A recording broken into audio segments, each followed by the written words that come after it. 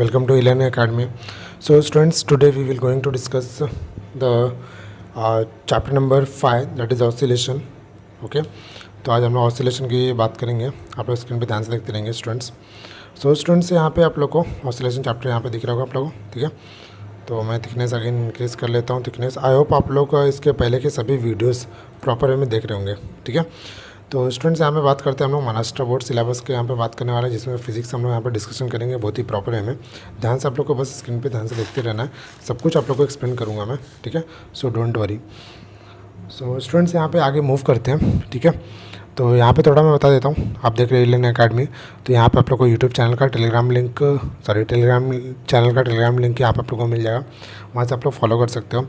और देन उसके बाद आपको यहाँ पे इंस्टा आई डी मिलेगा. आप मुझे फॉलो कर सकते हो. यहाँ पे टेलीग्राम चैनल पर आप लोग को सारे नोट्स अवेलेबल हो जाते हैं. वहाँ से आप लोग वहाँ पे उसको यूज़ कर सकते हो और देख सकते हो. ओके स्टूडेंट्स, तो यहाँ पे स्टूडेंट्स हम लोग बात करना स्टार्ट करते हैं.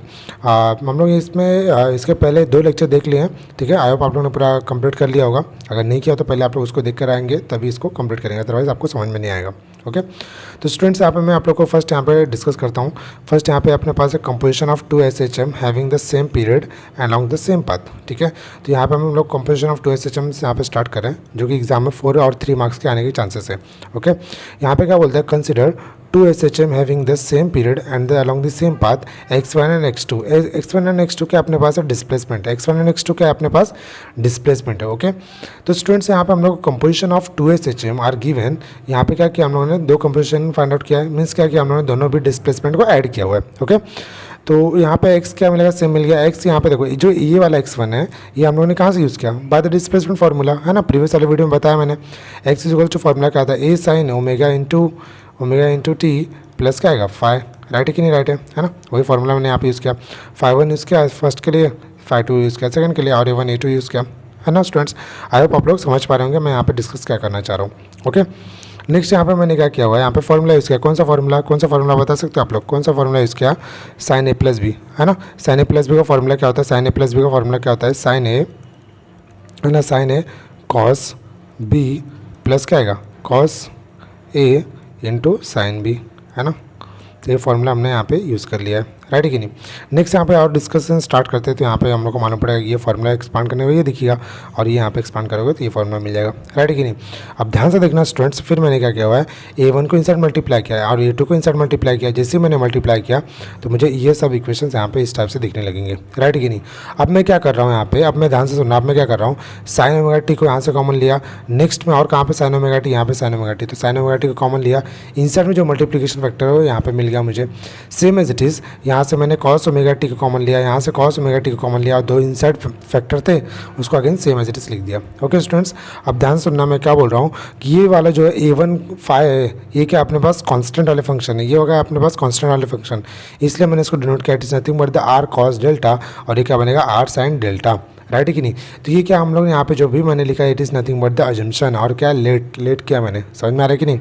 ठीक है, तो here A1 and A2 phi 1 phi 2 are constant, so we can consider it R cos delta and R sine delta.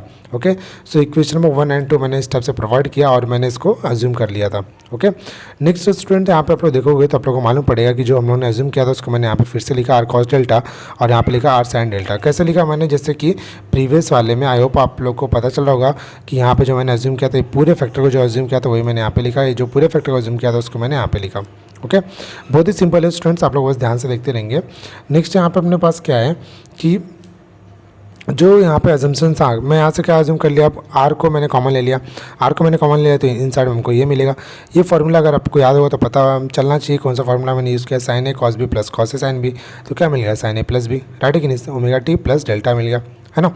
उसके बाद देखो ये जो हम लोग को मिला, ये जो फाइनली हमको ये जो इक्वेशन मिला, it is nothing but the superposition of 2 SHM. It is nothing but the superposition of 2 SHM, where R is the amplitude and delta is the initial phase. Delta is the initial phase. Okay, now next one resultant amplitude find out करने बोला है students. तो यहाँ पर मैं discuss कर लेता हूँ कि देखो जो रिजल्टेंट एम्पलीट्यूड कैसे मिलेगा, when we are squaring and adding this 2 equation, when we are squaring and adding this 2 equation, then we get easily resultant amplitude, है ना।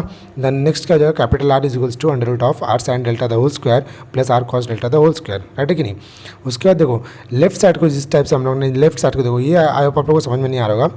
लेफ्ट साइड को आर साइन डेल्टा, ये स्क्वायर क्या था जिस टाइप से, same as it is R sine delta, नहीं cos आएगा ना, सेकंड वाले में क्या था अपने पास cos delta the whole square. Left side को जैसे जिस टाइप से हम लोगों ने लेफ्ट साइड को स्क्वायरिंग एंड एडिंग किया, कौन से इक्वेशन की बात कर रहा हूँ, ये वाला इक्वेशन है ना 1 और 2, उसी टाइप से हम लोग क्या करेंगे राइट साइड को भी कर लेंगे। राइट साइड अपने पास का a1 कॉस फाई 1, इसका स्क्वायर क्या था a1 square cos square plus क्या आएगा a2 square cos phi 2 square, right है कि नहीं।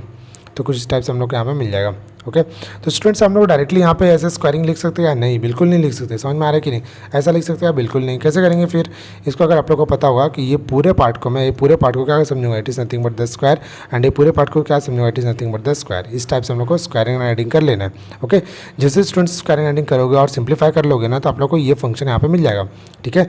जिसमें से आप लोग को ये जो पार्ट देख रहे हो, ये वाला पार्ट क्या रहेगा, कॉस फाई 1 माइनस फाई 2।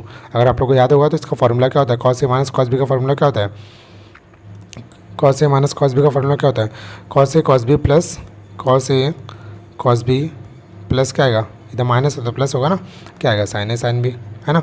ये कहाँ से लिख रहा हूँ मैं, फॉर्मूला थ्रू द फॉर्मूला। इसकी बेस पे हम लोग ने इसको सॉल्व करके यहाँ पे लेके आएंगे, है ना। आप लोग इसको कंप्लीट कर लेंगे, उसके बाद आप लोग को पता चल जाएगा कि यही फॉर्मूला हमको मिलता है यहाँ पर रिजल्टेंट का, ठीक है। यही फॉर्मूला हमको यहाँ पर मिलता है। एक बार सॉल्व करके आप चेक करो। ओके नेक्स्ट स्पेशल केसेस की बात करते हैं स्टूडेंट्स। स्पेशल केसेस में यहाँ पे क्या, when phi 1 minus phi 2 value 0, अगर 0 होगा तो क्या हम लोग क्या मिलेगा हमको रिजल्टेंट एम्पलीट्यूड। यहाँ पर अगर ध्यान से देखोगे तो क्या मिलेगा, plus minus a1 plus a2, right है कि नहीं। अगर यहीं पे मैं बोलता हूँ a1 a2 दोनों सेम है, किसके इक्वल है, एक इक्वल है, मैं 2 टाइम्स ऑफ a लिख सकता हूँ क्योंकि a1 a2 सेम है ना भाई। तो क्या लिखा मैं 2 times of a, that is a resultant amplitude. अगर फाई 1 माइनस फाई 2 का वैल्यू 90 होता तो क्या होता, चेंजेस कुछ इस टाइप से दिखता, और हमको यहाँ पे क्या मिलता है √2a।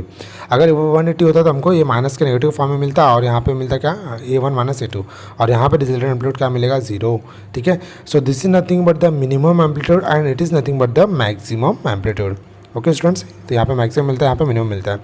नाउ नेक्स्ट वन क्या पूछता हो, इनिशियल फेज पूछ रहा है। इनिशियल फेज पूछ रहा है, दैट मीन्स डेल्टा का यहाँ पे फॉर्मूला पूछ रहा है, डेल्टा का फॉर्मूला पूछ रहा है। ओके तो जो डेल्टा का फॉर्मूला पूछ रहा है, मैंने क्या किया, सेम इक्वेशन 1 और 2 इक्वेशन जो था ऊपर, 1 और 2 इक्वेशन था ना अभी ऊपर, उस इक्वेशन में देखो आर साइन डेल्टा को आर कॉस डेल्टा से डिवाइड कर दिया। जैसे डिवाइड करूँगा उसका राइट साइड वाला जो फंक्शन है वो भी डिवाइड हो जाएगा, राइट है कि नहीं। और ये क्या बन जाएगा, tan डेल्टा बन जाएगा, और राइट साइड वाला सेम। यहाँ से मुझे क्या चाहिए था, इनिशियल फेज डेल्टा का वैल्यू चाहिए, तो tan को मैं शॉर्ट शिफ्ट कर दिया, tan इनवर्स बन गया, बाकी सब कुछ सेम आ गया।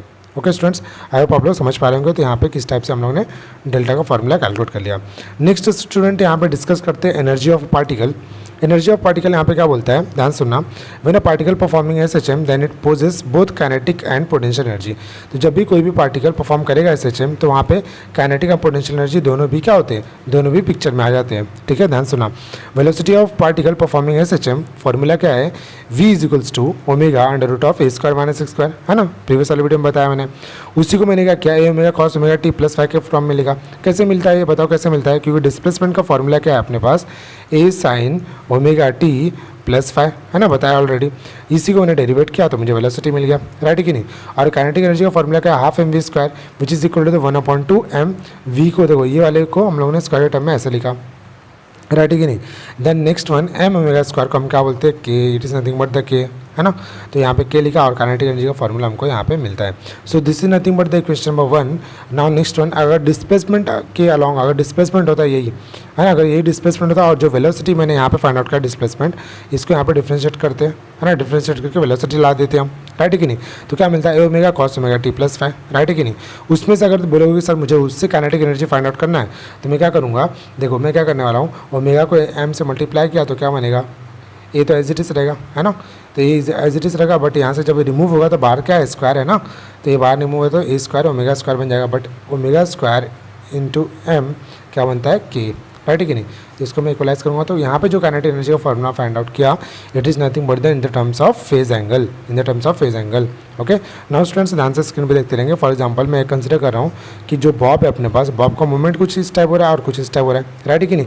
ध्यान सुनना स्टूडेंट्स, जैसे मैं बॉब को यहाँ से जब रिलीज करूँगा तो ये कुछ ना कुछ एनर्जी प्रोसेस करेगा, तभी तो आगे पीछे मूव कर सकता है, राइट है कि नहीं। जो एनर्जी प्रोसेस कर रहा है, जो वर्क डन कर रहा है, वो work done external work done है यहाँ पे, okay, so external work done is nothing but the force into displacement that is F into D x, right है कि नहीं। बट देखो मैं इसको खींच के कहाँ पे ले गया, अप साइड में ले गया, बट ये क्या बोलेगा कि मैं यहीं पे रहूँगा, नहीं, क्या बोलेगा मैं इक्विलिब्रियम पोजीशन पे आऊँगा।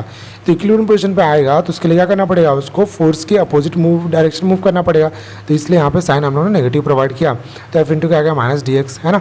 बट जो ये वाला साइन है, ध्यान सुनना, जो ये वाला साइन है ये क्या है, रिस्टोरिंग फोर्स वाला साइन है, तो वहाँ पे भी सेम पिक्चर में आता है ना, वहाँ पे भी नेगेटिव का ही कंसेप्ट है। तो यहाँ पे डी डब्ल्यू इजिकल टू क्या मिलेगा, के into x into D x. Okay, so total work done on the particle में टोटल वर्क डन क्या आएगा, मीन पोजीशन पे एक्स का वैल्यू क्या होगा 0, एक्सट्रीम पोजीशन पे एक्स का वैल्यू क्या मिल जाएगा, फाइनली जो भी मिलेगा एक्स मिलेगा, है ना। हमने एक्स 0 टू एक्स मान लिया यहाँ पे लिमिट, तो 0 से x वहाँ पे जा रहा है। यहाँ पे क्या है डी डब्ल्यू का फॉर्मूला क्या अपने पास के एक्स इंटू डी एक्स, तो यहाँ पे मैंने सेम एज इट इज लिख दिया। ओके स्टूडेंट्स, अब यहाँ पे मैंने क्या किया हुआ है, सिंपल इंटीग्रेशन कैसे 0 टू एक्स किया, के इंटू एक्स, के क्या कॉन्स्टेंट आउटसाइड रिमूव कर दिया, है ना, कि आउटसाइड चले गया, तो इंटीग्रेशन क्या आएगा 0 से लेके एक्स, यहाँ पे x into D x, right है कि नहीं। इसको सिंप्लीफाई करोगे तो एक्स स्क्वायर अपॉन 2 आएगा, लिमिट यहाँ पे 0 से एक्स आएगा, राइट है कि नहीं। बाहर क्या है के, तो 0 से एक्स को फिर से पुट करोगे तो वही तो मिलेगा ना भाई। तो देखो वर्क डन क्या मिलेगा हमको, सेम मिल गया वर्क डन, राइट है कि नहीं। वो देखो जो वर्क डन हमको मिला, इसको पोजेस कराने के लिए उसी को हम लोग क्या बोलते हैं, it is nothing but the potential energy. तो 1/2 के एक्स स्क्वायर लिखो, या फिर 1/2 M omega square into x square लिखो, या फिर इस टर्म में भी हम लोग यहाँ पे प्रोवाइड कर सकते हैं। ओके स्टूडेंट्स, तो सब कुछ मैंने यहाँ पे डिस्कस कर दिया। नेक्स्ट यहाँ पे आगे मूव करते हैं, यहाँ पे देखते हैं पोटेंशियल एनर्जी को मैंने ये तो जस्ट एक फॉर्मूले के टर्म में लिखा। नाउ नेक्स्ट वन अब हम बात करना चाहते हैं टोटल एनर्जी। टोटल एनर्जी क्या होता है, summation of all energy. Summation of all energy मतलब कितने एनर्जीज पॉसिबल है अपने पास, एक काइनेटिक एनर्जी, सेकंड क्या है पोटेंशियल एनर्जी, राइट है कि नहीं। तो काइनेटिक एनर्जी को मैंने यहाँ पे क्या लिखा, 1/2 M omega square A square minus X square, right है कि नहीं। पहले हम लोग फाइंड आउट किए, कहाँ पे फाइंड आउट किया, कहाँ पे फाइंड आउट करिए। देखो स्टूडेंट्स यहाँ पे बहुत ही प्रॉपर वे में यहाँ पे फाइंड आउट किए थे हमने, राइट है कि नहीं। तो ये मिला हमको। नाउ नेक्स्ट वन, जैसे ये इक्वेशन मिलेगा सेम पोटेंशियल एनर्जी का यहाँ पे मिला था, दोनों को सिंप्लीफाई किया तो क्या मिला भाई, मालूम क्या पड़ा, एक्स और कैंसिल हो रहा है। तो ये हमको फाइनली इक्वेशन मिलेगा टोटल एनर्जी। टोटल एनर्जी को हम लोग कैपिटल ई से भी हम लोग डिनोट कर सकते हैं। ओके, नाउ स्टूडेंट्स यहाँ पे थोड़ा सा एक्स्ट्रा बात कर लेते हैं, दैट इज द फ्रीक्वेंसी।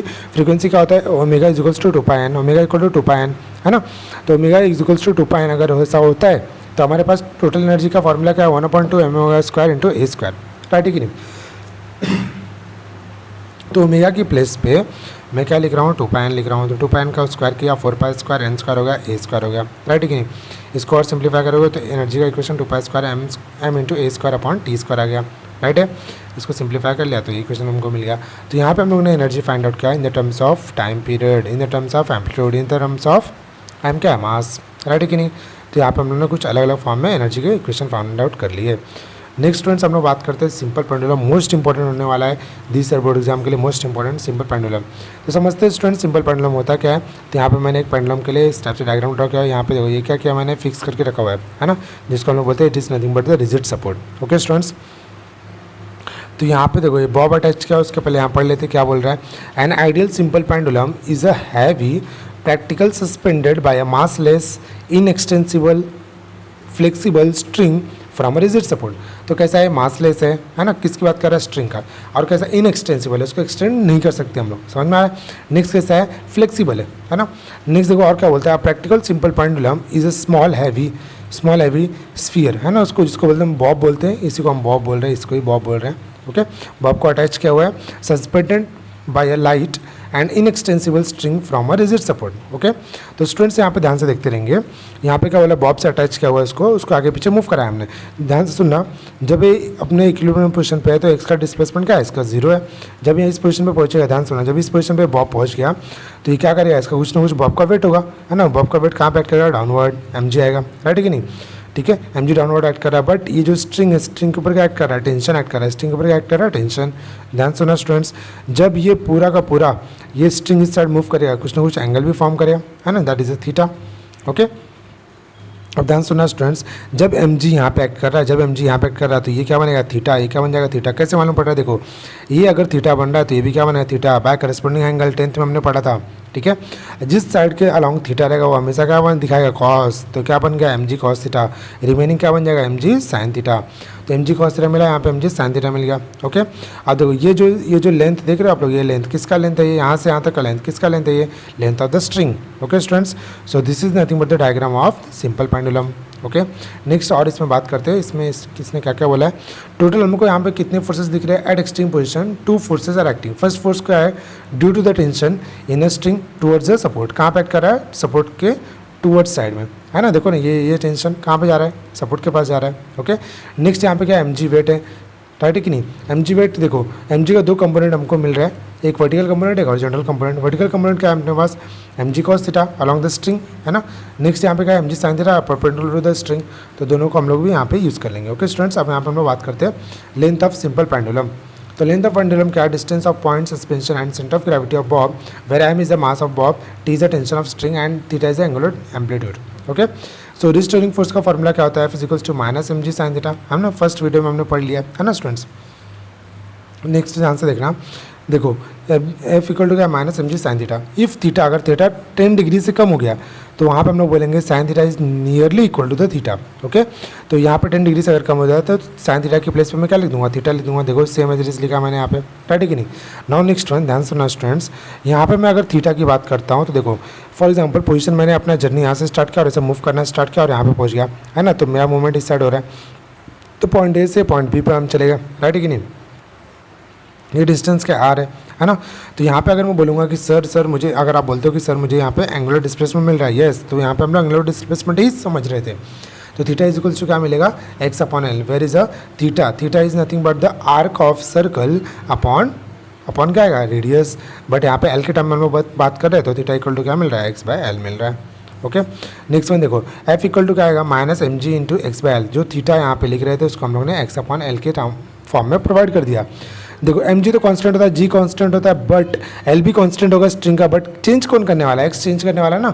इसका मीनिंग क्या है कि मैं ऐसा बोल सकता हूँ कि फोर्स किस पर डिपेंड कर रहा है, किस पर डिपेंड कर रहा है, माइनस एक्स पे। तो यहाँ पे मैंने सेम एज इट इज लिखा, mgl क्या हो गया, कांस्टेंट हो गया। अब मैंने इसको कंपेयर कर लिया न्यूटन सेकंड लॉ से। न्यूटन सेकंड लॉ क्या बोलता है, फोर्स इक्वल टू मा क्या होता है भाई, मास इंटू एक्सेलरेशन, राइट है कि नहीं। तो यहाँ पे ध्यान सुना, तो लेफ्ट साइड में अपने पास क्या है, mass into acceleration, right side में क्या है, minus mg into x by L, where m is cancel, acceleration क्या मिला, minus g x by L, right है कि नहीं। अब यहाँ पे x को यहाँ पे ले जाकर डिवाइड कर दिया तो a अपॉन एक्स क्या मिलेगा, minus g by L, right है कि नहीं। तो देखो यहाँ पे एक्सेलरेशन अपॉन डिस्प्लेसमेंट क्या मिलता है, g by L in the terms of magnitude. मतलब यहाँ पे मैंने साइन को, नेगेटिव साइन को रिमूव कर दिया, किसके टर्म में बात किया, पॉजिटिव और मैग्नीट्यूड के टर्म में। ओके स्टूडेंट्स, तो यहाँ पे हमको एक्सीलरेशन पर यूनिट डिस्प्लेसमेंट क्या मिला, ग्रेविटी अपॉन एल, है ना। नेक्स्ट टाइम पीरियड क्या होता है, 2 pi by omega, basic formula हमने पढ़ा है फर्स्ट चैप्टर में। तो 2 पाई अपॉन ओमेगा, ओमेगा क्या under root of A by x, है ना, under root of A by x. Okay students, तो यहाँ पे देखो 2 pi under root of g by L यहाँ पे मिला मुझे। टाइम पीरियड इक्वल टू क्या है, 2 pi under root of L upon G मिल गया। So this is nothing but the time period of frequency. Okay sorry, simple pendulum. अगर बोलोगे सर मुझे फ्रीक्वेंसी के टर्म में भी चाहिए, तो फ्रीक्वेंसी का फॉर्मूला तो पता है आपको, क्या होता है, frequency is nothing but the reciprocal of time period. तो यहाँ पे मैंने लिखा 1/t, 1/2 pi under root of क्या आएगा, l/g मिल जाएगा। एन इज इक्वल्स टू क्या आएगा, 1/2 pi under root of g by L. So this is nothing but the frequency formula for simple pendulum. Okay students, यहीं पे हम लोग देखते हैं सेकंड पेंडुलम। सेकंड पेंडुलम क्या होता है समझते हैं। देखो a simple pendulum whose period is 2 second. तो ऐसा सिंपल पेंडुलम जिसका टाइम पीरियड, जिसका पीरियड 2 सेकंड मिलता हो, उसको हम लोग बोलेंगे it is nothing but the क्या, सिंगल पेंडुलम, सेकंड पेंडुलम। तो मैं क्या करने वाला हूँ यहाँ पे, जो टाइम पीरियड का फॉर्मूला हम लोगों ने पीछे फाइंड आउट किया ना, t is equals to pi under root of l/g। देखो ना यहाँ पे किया हमने अभी जस्ट ये वाला, है ना, मोस्ट इंपॉर्टेंट है ये। तो यहाँ पे मैं क्या करने वाला हूँ, टाइम पीरियड के प्लेस पे यहाँ पे वैल्यू क्या पुट कर दूंगा मैं, 2 पाई। यहाँ पे वैल्यू क्या पुट कर दूंगा, सॉरी 2 पाई नहीं, 2 पुट कर दूंगा। जैसे ही मैं यहाँ पे 2 वैल्यू सब्स्टिट्यूट करूँगा, जैसे ही मैं यहाँ पे 2 वैल्यू सब्स्टिट्यूट करूँगा, तो यहाँ पे क्या होने वाला है बताओ, यहाँ पे वैल्यू क्या पुट हो जाएगा 2 पुट हो जाएगा। जैसे ही वैल्यू 2 पुट होगा तो उसके बाद हम क्या करने वाले हैं, उसको जस्ट यहाँ पे कैंसिल करेंगे। कैसे कैंसिल करेंगे बता सकते हैं आप लोग। देखो यहाँ पे अगर मैं 2 लिखता हूँ तो 2 कैंसिल, है ना, तो 2 कैंसिल हो गया तो पाई मिला यहाँ पे। अब मैं इसको सिंप्लीफाई कर लूँगा, स्क्वायरिंग कर लूँगा बोथ साइड। तो एल इजिकल्स टू क्या मिलेगा, जी अपॉन पाई स्क्वायर।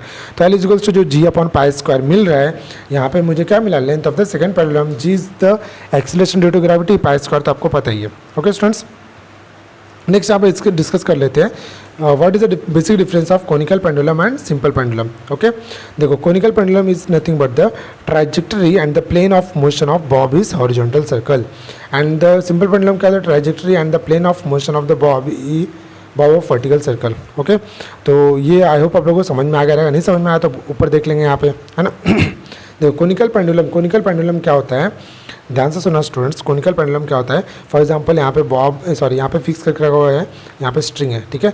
ये ऐसा रोटेशन करता होगा और ऐसा रोटेशन कर रहा होगा, ऐसा रोटेशन है ना, ऐसा रोटेशन कर रहा होगा, तो ये क्या है, कोनिकल पेंडुलम है। सिंपल पेंडुलम क्या रहेगा, फॉर एग्जाम्पल यहाँ पे बॉब अटैच किया हुआ है, यहाँ पे स्ट्रिंग, और यहाँ पे मैंने हाथ से पकड़ा और उसको रोटेशन करना स्टार्ट किया, इस टाइप से मोशन अगर कर रहा होगा तो ये क्या बन जाएगा, सिंपल पेंडुलम, और ये क्या बन जाएगा, conical pendulum. I hope students आप लोगों को समझ में आ गया रहेगा। ओके, नहीं समझा तो वीडियो को फिर से रिपीट करेंगे। ओके नेक्स्ट, देखो कोनिकल पेंडुलम में और क्या बोलता है, kinetic energy and gravitational potential energy दोनों भी क्या होते हैं, कांस्टेंट। और सिंपल पेंडुलम में kinetic energy gravitational potential energy क्या होता है, इंटर कन्वर्टेड होता है, and their sum is conserved. दोनों कैसे हो जाते, चेंज होते हैं, एक दूसरे के इंटर कन्वर्ट होते हैं, बट दोनों को अगर सम कर दोगे तो क्या मिल जाता है, जीरो, कंजर्व हो जाता है, that means zero. Okay, next क्या बोलता है, horizontal component of the force due to the tension in the necessary tension is the necessary centripetal force. Okay, horizontal component आने की वजह से यहाँ पे क्या होता है, सेंट्रीपिटल फोर्स नेसेसरी होता है टेंशन के फॉर्म में।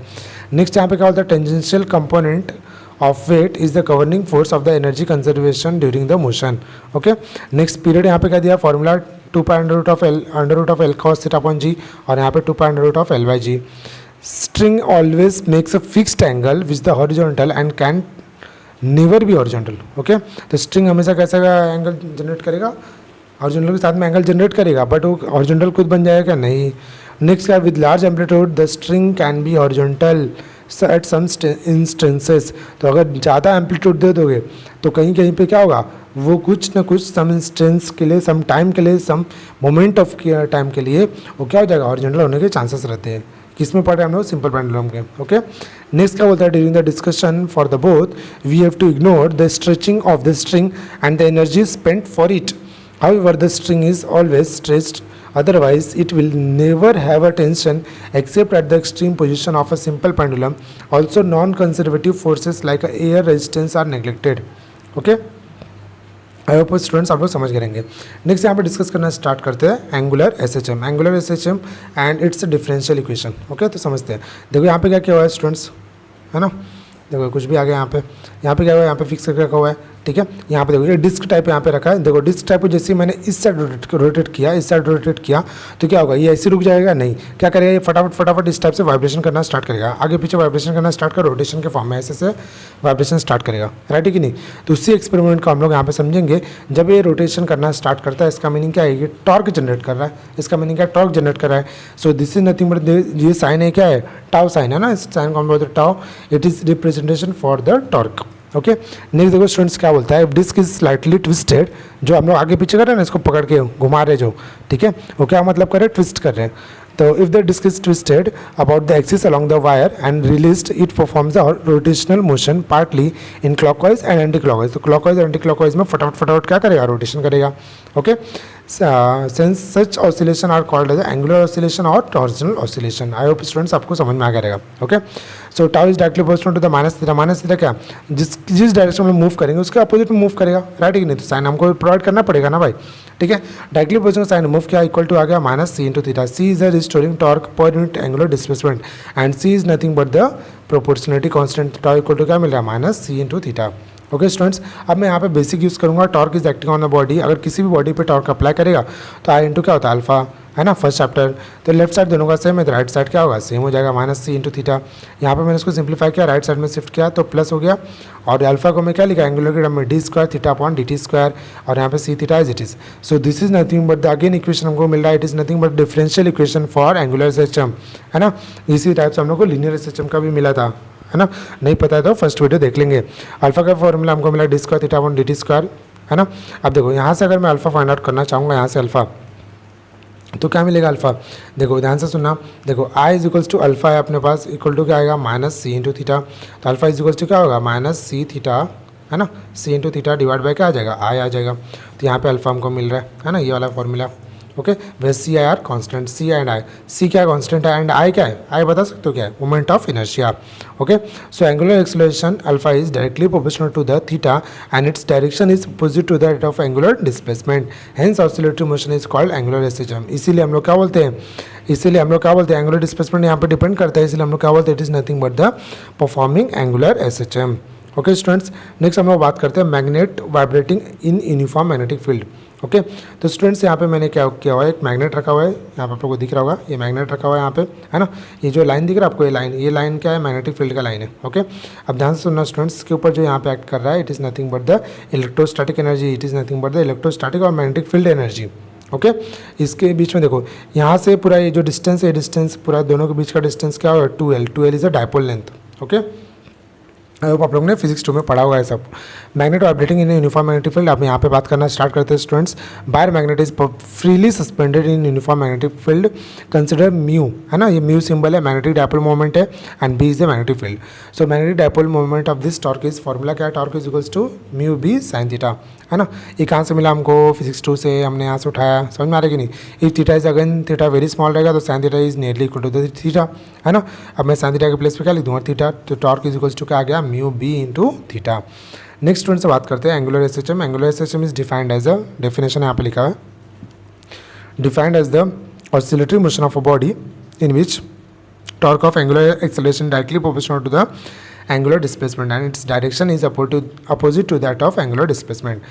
Next क्या बोलता है, the time period capital T of angular SHM is given by, तो टाइम पीरियड तो ये पता आपको 2 pi by omega, 2 pi as put कर दिया, ओमेगा की प्लेस पर क्या आएगा, angular acceleration per unit displacement, angular acceleration per unit displacement.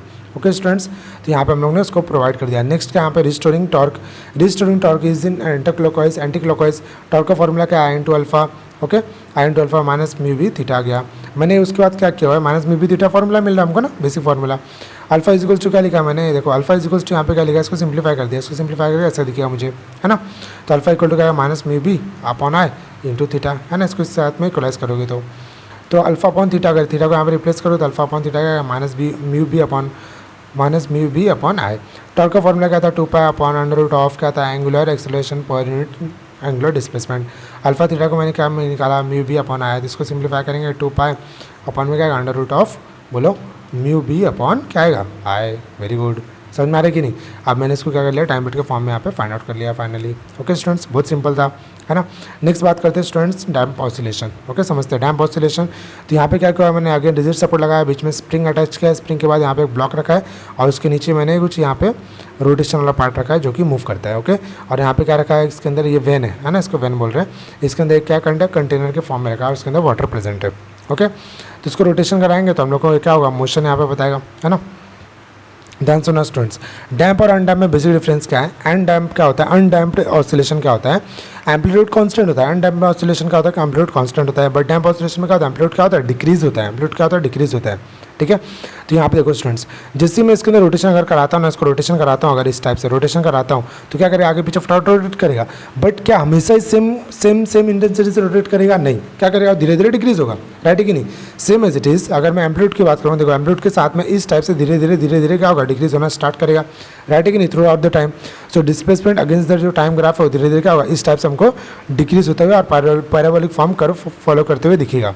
Okay, next one देखो स्टूडेंट्स, जो यहाँ पे जो फोर्स जनरेट होगा वो क्या होगा अपने पास, डैम्प फोर्स। ठीक है, तो डैम्प फोर्स किस पर डिपेंड करेगा, वेलोसिटी पर डिपेंड करेगा। जितनी ज़्यादा वेलोसिटी उतना डैम्प फोर्स ऐड करेगा। ठीक है, डायरेक्टली अपोजिट साइन रिमूव किया, यहाँ पे इक्वल टू आ गया और माइनस बी यहाँ पे मल्टीप्लाई कर दिया। Where B is the damping constant and negative sign क्या रिप्रेजेंट करेगा, अपोजिट इन वेलोसिटी। और हमको पता है कि एफ एस स्प्रिंग फोर्स का फॉर्मूला, क्यों स्प्रिंग फोर्स क्यों यूज़ कर रहे हैं, बिकॉज ऑफ यहाँ पे स्प्रिंग पिक्चर में है भाई, है ना। तो जैसे एफ एस इक्वल्स टू क्या आ गया, माइनस के इंटू एक्स। तो यहाँ पे देखो students, F G is the gravitational is negligible when compared with the F D and V, है ना। तो यहाँ पे अगर बोलोगे सर इसके ऊपर ग्रेविटेशनल फोर्स भी एक्ट करोगा, बट जब भी डैम्पिंग फोर्स और विस्कस फोर्स जब भी आएगा पिक्चर में, डैम्पिंग फोर्स और विस्कस फोर्स जब भी पिक्चर में आएगा तो ग्रेविटेशनल फोर्स का इफेक्ट बहुत कम हो जाता है। ओके, यहाँ पे नेक्स्ट देखते हैं स्टूडेंट्स आगे। ओके, यहाँ पे आगे मूव करते हैं। नेक्स्ट देखना है स्टूडेंट्स, यहाँ पे देखो टोटल फोर्स क्या मिलेगा, फिर टोटल फोर्स क्या मिलेगा, damping force plus spring force. तो माइनस बी वी मिला डैम्पिंग फोर्स, स्प्रिंग फोर्स क्या था, माइनस के एक्स, सिंप्लीफाई कर लिया तो एम इज इक्वल्स टू क्या मिलेगा, minus B V minus X. ये force basic formula Newton second law use किया मैंने। ओके, इसको सिंप्लीफाई कर लेंगे तो हम लोग देखो एक्सीलरेशन को D square x upon D T square लिख सकते हैं हम, राइट है कि नहीं। और वेलोसिटी को D x by D T लिख सकते हैं। सभी को मैंने एक्स के टर्म में डिस्प्लेसमेंट टर्म में कन्वर्ट कर लिया। Okay, now next one students, यहाँ पे ध्यान से देखना, जैसे मैं सभी को एम से डिवाइड करूँगा तो बी बाय एम हो जाएगा, यहाँ पे के बाय एम हो जाएगा, राइट है कि नहीं। इसको सिंप्लीफाई करोगे तो ये इक्वेशन तुमको मिलेगा। सो अगर इसको कंपेयर करोगे इसके साथ में, है ना, स्टैंडर्ड इक्वेशन है ये, स्टैंडर्ड इक्वेशन। कंपेयर करोगे तो आप लोग को यही इक्वेशन मिलते रहेगा, राइट है कि नहीं। ओके, नेक्स्ट स्टूडेंट्स यहाँ पे कुछ बेसिक डिफरेंस बता देता हूँ आप लोग को। अनडैम्प एंड डैम्प ऑसिलेशन में एम्पलीट्यूड क्या होता है, कांस्टेंट होता है। अनडैम्प में, डैम्प में क्या होता है, एम्पलीट्यूड डिक्रीज होगा। डिस्प्लेसमेंट का फॉर्मूला क्या मिलेगा, a cos omega T plus 5, यहाँ पे क्या मिलेगा a/e⁻ cos omega T plus 5। देखो स्टूडेंट्स, ये आप लोग को ये नहीं पूछोगे सर ये कहाँ से आ रहा है, तो ये यहाँ पे कुछ कंपेयर के फॉर्म में डायरेक्टली फॉर्म में हम लोग ने यहाँ पे पढ़ा है। अगर आप लोग को JEE नीट के क्लासेस हो रहे होंगे ऑफलाइन, अगर आप लोग लेक्चर्स कुछ देखते होंगे तो आप लोग को पता चल रहा होगा। अगर नहीं पता चल रहा है तो स्टूडेंट्स आप लोग को इसको ध्यान रखना है बस कि डैम्प ऑसिलेशन में डिस्प्लेसमेंट का फॉर्मूला कुछ इस टाइप से मिलता है। ओके, अगर इसको बताना मैं बता भी सकता हूँ स्टूडेंट्स, बट कुछ यूज़ नहीं है बोर्ड एग्जाम के लिए, ठीक है। ओमेगा इक्वल जो आएगा √k/m, यहाँ पे ओमेगा क्या मिलेगा k/m - b/2m the whole square. Okay, इस टाइप से यहाँ पे थोड़ा चेंजेस होगा, है ना, आप लोग को दिख भी रहा होगा। देखो ये यहाँ पे भी सेम चेंजेस है, यहाँ पे भी सेम कुछ फ्रीक्वेंसी के फॉर्म में यहाँ पे मैंने चेंजेस किए हुए। ओके, हाँ ये स्टूडेंट्स आप लोग पढ़ सकते हो, MCQ के फॉर्म में भी आ सकता है। ओके, तो प्रॉपर में अच्छे से वो आपके फॉर्मूला सेट में ऐड हो जाना चाहिए।